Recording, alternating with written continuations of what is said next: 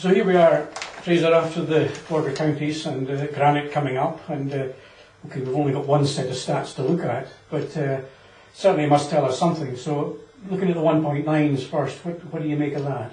I think looking at the 1.9s, we can see there's certainly a marked difference in the times between the 1.9s and the 1.6s. I think we expected the 1.9s to be quite a bit quicker than they are. It looks to be about a second a mile. The encouraging thing is that the two guys we have there, Ewan and Johnny, they seem to be setting very similar times. Indeed, in the borders, they set exactly the same time in the first stage. Unfortunately, Johnny didn't manage to finish the event. Ewan had a clear run to the end. But it'll be interesting to see how that fight develops in the Granite City. Yeah, sure thing. So leaving the 1.9s behind, we have the big group was the 1.6s, and in there we had John McCrone, who came in with a lot of promise and a lot of pressure on him. So what do you read into that?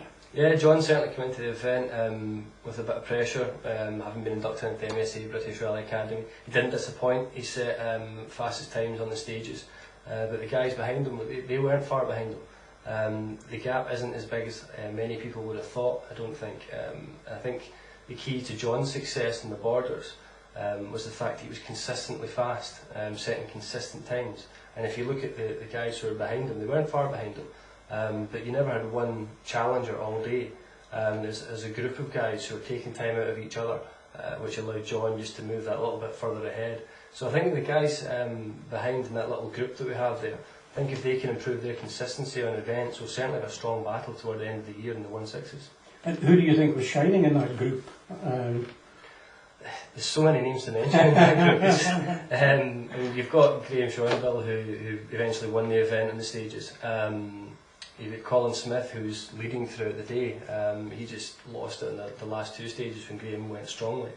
Also we have Scott Erskine, didn't start too strong, but he certainly picked it up in the middle section of the day and finished strongly, apart from the maximum that he picked up late on. Other guys there that we have is Stephen Smith and Scott Murray. Both had the problems throughout the day, but certainly showed promise.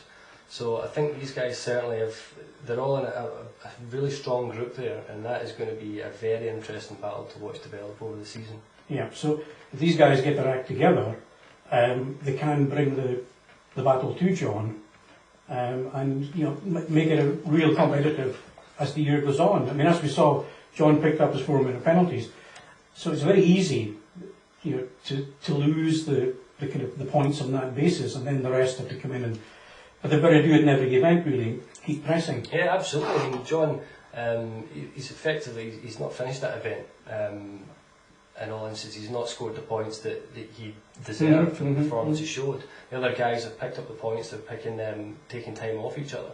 And I think all it needs is that little bit of consistency. John's not so far ahead that, a simple overshoot and his lead's wiped out. A puncture, and it's not just his lead that's wiped out, and that's him dropped right down the leaderboard. It is that close. So, I mean, the guys behind, all they need to do is just improve their consistency a little bit.